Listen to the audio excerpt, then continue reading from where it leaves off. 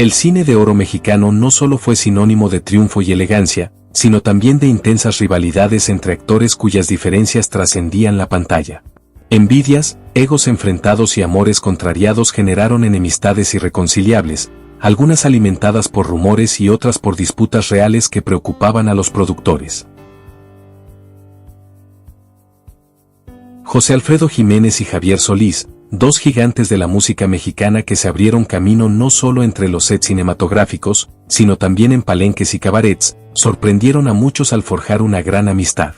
Los unía la pasión por la música ranchera y la sensibilidad para componer o interpretar canciones que, hasta la fecha, forman parte del repertorio insustituible de la cultura popular. Sin embargo, esta hermandad musical y personal no pudo mantenerse intacta ante uno de los elementos más explosivos que pueden surgir entre amigos: el amor de una mujer. Se dice que esa mujer fue la encantadora Mary Medel, quien inicialmente mantuvo una relación sentimental con José Alfredo Jiménez. Mary era vista como su pareja y un gran apoyo en momentos difíciles.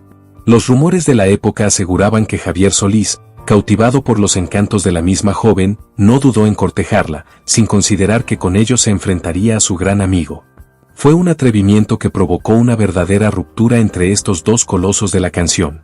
Hubo quienes afirmaron que José Alfredo reaccionó con una furia silenciosa, mientras que otros sostenían que Solís negó cualquier intención, sugiriendo que todo fue un malentendido. No obstante, las especulaciones de la prensa y del público, que adoraban estos dramas, hablaban de miradas cargadas de resentimiento y palabras hirientes que terminaron por distanciar a los dos intérpretes. La situación se tornó aún más dramática cuando Mary Medel decidió alejarse de ambas figuras por un tiempo, intentando calmar los rumores. Al principio, algunos pensaron que su discreción era una simple estrategia publicitaria, mientras que otros creyeron que realmente buscaba la tranquilidad. Cualquiera que haya sido el motivo, la amistad entre José Alfredo y Javier quedó hecha añicos. Las canciones que ambos solían interpretar juntos fueron suspendidas, y los proyectos futuros se vinieron abajo. Años de silencio y un reencuentro inesperado ocurrieron, pero se dice que la rivalidad tardó mucho tiempo en enfriarse. José Alfredo ofrecía presentaciones en las que, en alguna ocasión, interpretaba temas que anteriormente había cantado con el dúo, pero siempre evitaba cualquier mención directa del rey del bolero ranchero.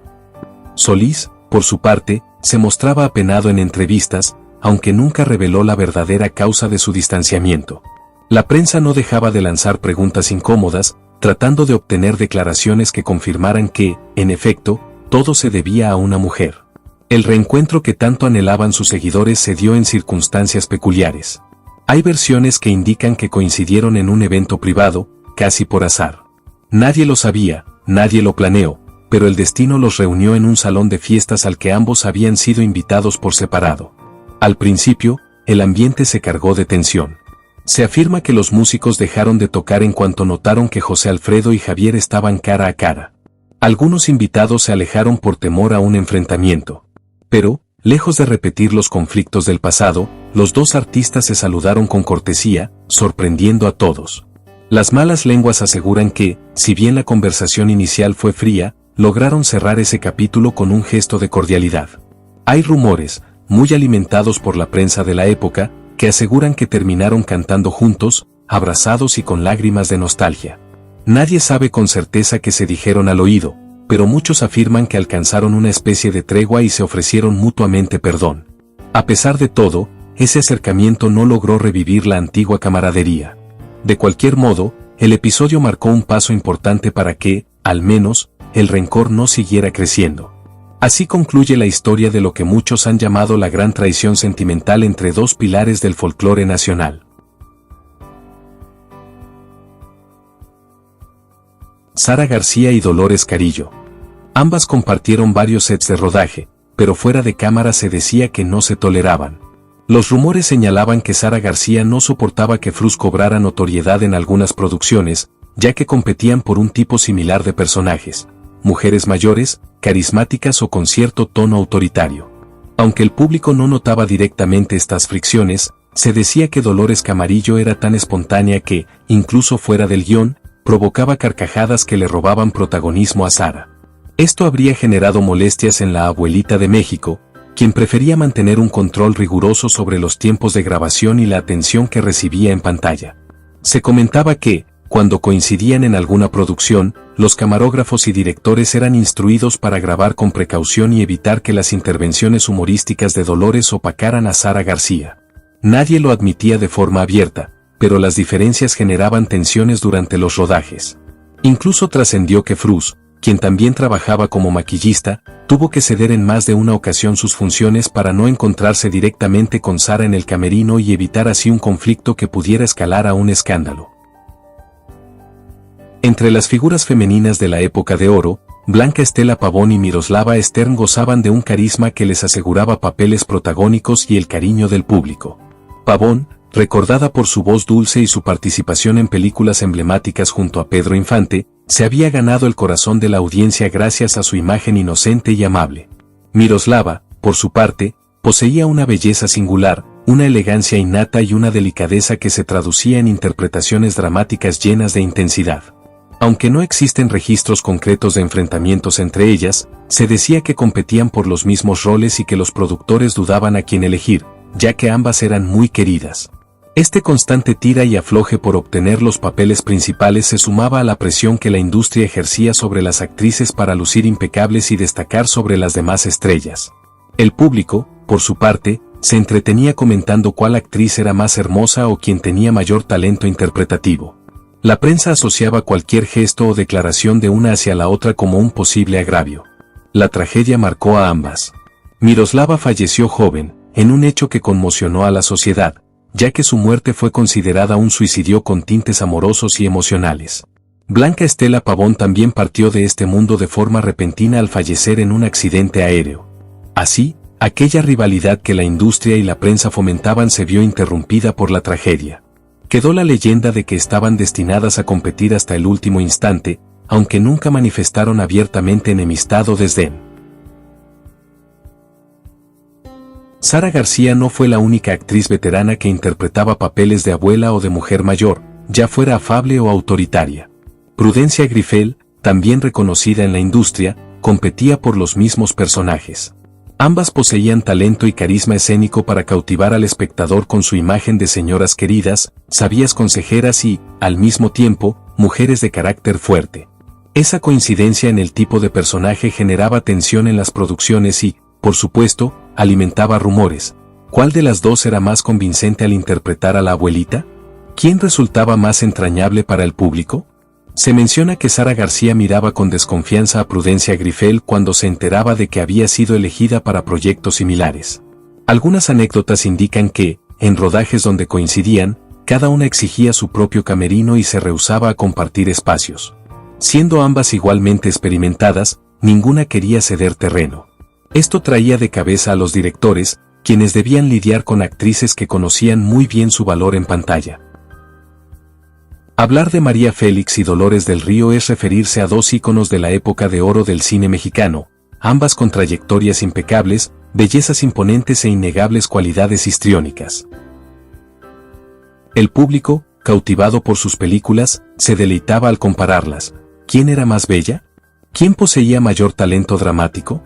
¿Cuál de las dos era la auténtica reina del cine? Las comparaciones eran constantes, y los medios no dudaban en avivar esa competencia con titulares cargados de suspicacia. Cada palabra que pronunciaban, cada gesto o frase dirigida hacia la otra, era interpretado como una ofensa o una declaración de guerra. Si bien durante años se habló de que su rivalidad era producto de rumores, la verdad era que ambas sabían que compartían un lugar privilegiado en la industria. Dolores había triunfado en Hollywood antes de regresar a México, y María era la gran diva nacional, el orgullo de la cinematografía mexicana. La rivalidad se volvió más evidente cuando se anunció que ambas protagonizarían la película La Cucaracha, en 1959, bajo la dirección de Ismael Rodríguez. Algunos imaginaban que la tensión en el set sería insoportable, pero lo cierto es que reinó un ambiente de cordialidad que sorprendió a muchos. Aún así, persistían los roces, quien aparecería primero en los créditos, quien captaba más atención mediática o quien lucía los vestuarios más deslumbrantes.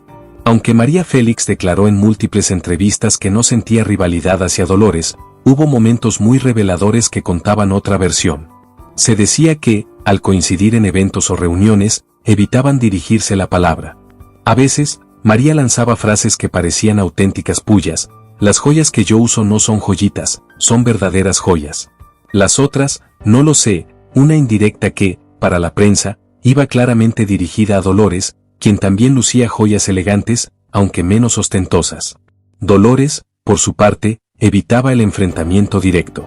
Mujer refinada, prefería mantenerse al margen y rara vez respondía abiertamente a las críticas. Sin embargo, personas cercanas aseguraban que, en privado, Dolores confesaba sentirse herida por los comentarios de la doña. Guadalupe Rivera Marín, hija de Diego Rivera, relató que en más de una ocasión fue testigo de cómo, estando en la misma reunión, Dolores y María se comportaban como dos completas extrañas, sin siquiera saludarse. También se ha rumorado que, durante el rodaje de La Cucaracha, el director Ismael Rodríguez tuvo que recurrir a una diplomacia digna de un jefe de Estado para mantener un ambiente armonioso. Las escenas se grababan en un entorno cuidadosamente controlado, para evitar que alguna se sintiera desplazada. Hubo reuniones en las que Rodríguez actuaba como mediador, resolviendo asuntos como la cantidad de primeros planos y la duración de los diálogos que cada actriz tendría. Bastaba un mínimo desequilibrio para desatar nuevas tensiones. Al final, la rivalidad entre estas dos grandes divas del cine mexicano añadió un toque de morbo a la producción y contribuyó a catapultar el éxito de la película. El público llenó los cines con la esperanza de ver reflejadas en pantalla las tensiones personales entre las actrices. Fueron años en los que la prensa insistió en obtener declaraciones explosivas, pero con el paso del tiempo ambas lograron, al menos, mantener una relación basada en el respeto mutuo. Las fotografías en las que aparecen juntas son escasas y, casi siempre, esconden una historia curiosa detrás. Con los años, aquella supuesta enemistad se transformó en una leyenda que el público se negaba a dejar morir, consolidando su mito para la eternidad. Elsa Aguirre surgió como una de las actrices de belleza deslumbrante a finales de los años 40 y principios de los 50. Su rostro delicado, su mirada intensa y su porte distinguido la llevaron inevitablemente a ser comparada con María Félix. La prensa, como era habitual, no tardó en insinuar que Elsa era la nueva María Félix, su sucesora, sugiriendo incluso que podría arrebatarle el trono. Esta comparación no agradó en lo absoluto a la doña, quien no toleraba que la pusieran al nivel de otras figuras, y menos aún en cuanto a belleza. Se decía que la tensión alcanzó un punto crítico cuando el director Ismael Rodríguez consideró a Elsa Aguirre para coprotagonizar La Cucaracha 1959 junto a María Félix. Finalmente, María habría intervenido para que el papel fuera otorgado a Dolores del Río. Se comentó que la doña prefería enfrentarse a Dolores, su eterna rival, antes que darle una oportunidad a una actriz joven y prometedora como Elsa Aguirre. Este acto fue interpretado como una jugada desleal para frenar el ascenso de la chihuahuense. Elsa comentó en una entrevista, años después, que ese habría sido el proyecto perfecto para demostrarle al público que su estilo no era una imitación de María Félix, sino algo auténtico. Lamentó profundamente que se le hubiera dado la espalda en el último momento, sin una razón clara. Por supuesto, las especulaciones apuntaron a que Félix, al percatarse de la tensión que generaban las comparaciones en la prensa, utilizó su influencia para impedir que esa rivalidad se reflejara en la pantalla grande. Los rumores también señalaban que Ismael Rodríguez se sintió presionado por la producción, consciente de que María Félix era una figura poderosa con la que no convenía enfrentarse. Al final, Elsa Aguirre se quedó con el sabor amargo y la fama de que la doña no la soportaba, lo que fortaleció aún más las teorías sobre una supuesta enemistad. Así, el mito de que Félix detestaba a Aguirre por su impresionante belleza cobró fuerza, convirtiéndose en una historia repetida por los medios de la época. Pedro Infante y Jorge Negrete también marcaron la etapa más brillante del cine mexicano. Ambos representaban arquetipos de la masculinidad ranchera, aunque desde perspectivas muy distintas. Jorge, con su voz imponente y porte altivo, proyectaba la imagen del charro elegante, de gesto firme y orgullo inquebrantable. Pedro, en cambio, encarnaba al hombre humilde, simpático y con un toque pícaro que conquistaba de inmediato al público. Este contraste alimentó la creencia de que existía una intensa rivalidad entre los dos ídolos. Particularmente por el liderazgo en la música ranchera y la preferencia del público, durante años la prensa sostuvo que ambos se despreciaban y que mantenían constantes fricciones. Se decía que Negrete consideraba a Infante un simple cantante de rancho, y que Pedro veía a Jorge como un artista arrogante. Sin embargo, la realidad pudo haber sido muy diferente. Fue gracias a la película Dos tipos de cuidado 1953 que quedó demostrado que, si bien existieron ciertas tensiones, estas no fueron lo suficientemente intensas como para impedirles trabajar juntos. Se trató de una producción memorable que batió récords de asistencia en su época. Su rivalidad era legendaria en LS sets de grabación. Rivalidad que perduró hasta el día de la muerte de Jorge.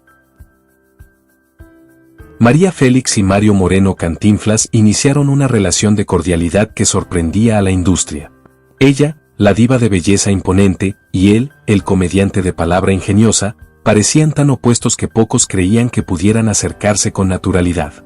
Sin embargo, en algunos eventos aparecían sonrientes, conversando y lanzándose comentarios amistosos. El distanciamiento real comenzó cuando Jorge Negrete y Cantinflas sostuvieron fuertes discusiones dentro de la asociación, enfrentándose en asambleas que terminaban en gritos y graves acusaciones.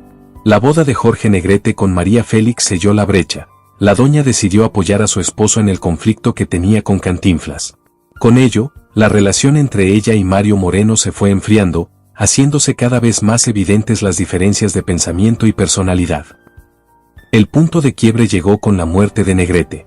La asociación organizó un homenaje con cuerpo presente que Cantinflas se negó a encabezar. María lo interpretó como un desplante ofensivo.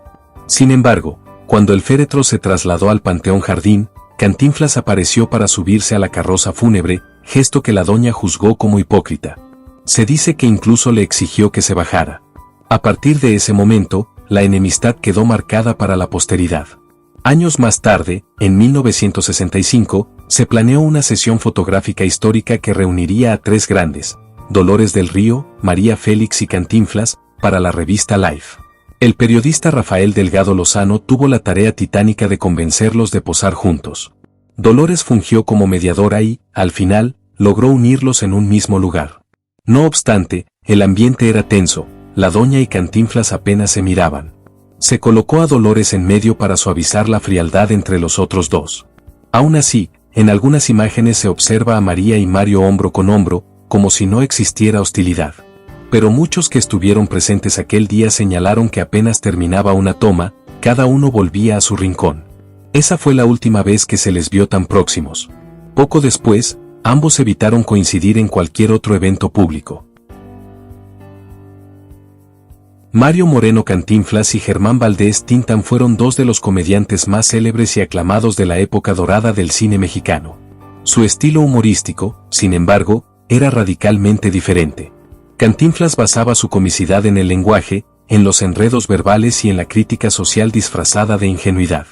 Tintán, por el contrario, explotaba su carisma pachuco, su ingenio jovial, su talento para el canto y el baile, y su característico desenfado. Sus admiradores, que se contaban por millones, alimentaron la versión de que ambos artistas se despreciaban y que jamás colaborarían en un mismo proyecto, debido a que no se llevaban bien. Aunque no existía una enemistad real entre ellos, la prensa insistía en promover una narrativa de rivalidad. Se cuenta que Cantinflas llegó a lanzar críticas hacia la figura del pachuco, mostrando cierto desdén por esas representaciones, que algunos consideraban carentes de profundidad. Tintán, por su parte, era más despreocupado, aunque evitaba involucrarse demasiado con el actor de la gabardina. Se decía que le incomodaba la reputación de inflexible que Mario Moreno tenía en las negociaciones sindicales de la ANDA, así como en la selección de elencos. La esperada colaboración se dio de forma inesperada en 1945. La Plaza de Toros El Toreo fue el escenario de un evento benéfico en favor del personal de seguridad pública. Allí coincidieron Cantinflas, Tintán y otros colegas como Manuel Medel y Jorge Negrete. El momento quedó registrado en un cortometraje que mostraba una divertida aparición de estos cómicos toreando, saludando y lanzándose bromas, siempre con la intención de entretener al público presente. Para sorpresa de muchos, el ambiente fue cordial. Rieron juntos, se elogiaron mutuamente en la arena, y aunque no se trató de un largometraje formal, fue la prueba de que podrían haberse llevado bien si sus caminos en la comedia se hubieran cruzado con más frecuencia. Aún así, esa presentación conjunta quedó como un evento aislado. Ambos continuaron sus trayectorias por separado, y la supuesta rivalidad permaneció viva en la memoria del público. Las comparaciones entre Cantinflas y Tintán nunca cesaron. La prensa no dejó de enfrentarlos en sus titulares, perpetuando así la leyenda de que, en el fondo, no se toleraban ni un poco. José Alfredo Jiménez, el maestro de la composición ranchera, y Vicente Fernández, el charro de Buen Tián, no escaparon a la ola de rumores sobre enemistades entre grandes figuras de la música. Se decía que José Alfredo sentía antipatía hacia Fernández, aunque nunca quedó claro el motivo real. Vicente, en declaraciones posteriores, comentaba con asombro que, a pesar de trabajar bien juntos, nunca entendía por qué le caía mal a José Alfredo. Algunos sugieren que todo comenzó por la búsqueda del amor de una mujer, la joven Alicia Juárez, quien finalmente se casó con José Alfredo. Según esta versión, el mismo Chente habría intentado cortejar a la cantante en algún momento, y eso desató los celos del maestro. Sin embargo, otros indican que la rivalidad se intensificó cuando Vicente interpretó la canción Las llaves de mi alma, que supuestamente habría sido plagiada de las composiciones de José Alfredo. Durante años circuló el rumor de que Alicia Juárez había cedido a Vicente Fernández una composición inédita de su esposo antes de que éste falleciera, adjudicándose el charro de Buen Tián la autoría. No obstante, Fernández siempre negó esta historia, asegurando que la canción fue concebida por él, aunque reconocía que pudo haber influencias o sugerencias de José Alfredo en la música, sin que hubiera una coautoría oficial. De cualquier manera, el chisme se difundió rápidamente entre los seguidores, alimentando la idea de una enemistad casi irreconciliable. Se cuenta también que, en una fiesta organizada por Irma Serrano, José Alfredo se dirigió a Vicente con insultos y le marcó una especie de línea imaginaria que Fernández no podía cruzar. El maestro le habría gritado, «No te me acerques». Esto sonó como un verdadero desafío que dejó a Chente sorprendido. Aún así, en diversas ocasiones limaron asperezas para retomar ciertas colaboraciones, una relación volátil que encontraba puntos de concordia en el amor por la música, y puntos de ruptura en los roces personales y profesionales que jamás se aclararon del todo. Vicente Fernández, años después, hizo pública una canción que compuso para Alicia Juárez, a quien llamaba La Araña. Nunca la grabó comercialmente, pero en una presentación soltó un par de versos en los que la acusaba de haber estado con José Alfredo solo por interés, comentarios que muchos interpretaron como prueba de que en efecto existió una rivalidad amorosa que dejó un sabor amargo y que trascendió incluso la muerte del compositor. Y bien, amigos y amigas, hemos llegado al final de este video. Podemos ver que estas rivalidades fueron en su gran mayoría tonterías de la época, pero otra buena parte fueron legendarias. Rivalidades tan brutales que incluso trascendieron después del fallecimiento. No cabe duda que el cine de oro eran más que solo risas, momentos reflexivos y cine de calidad. Historias oscuras y turbias se escindían detrás de todo el telón. Estas historias son prueba de ello. Hay aún más historias interesantes del Daín de Oro, que aún tenemos que revelar para ustedes, queridos espectadores. Hasta aquí el video de hoy. Si les gustó este material, por favor compartan, dejen su like y comenten. Hasta la próxima.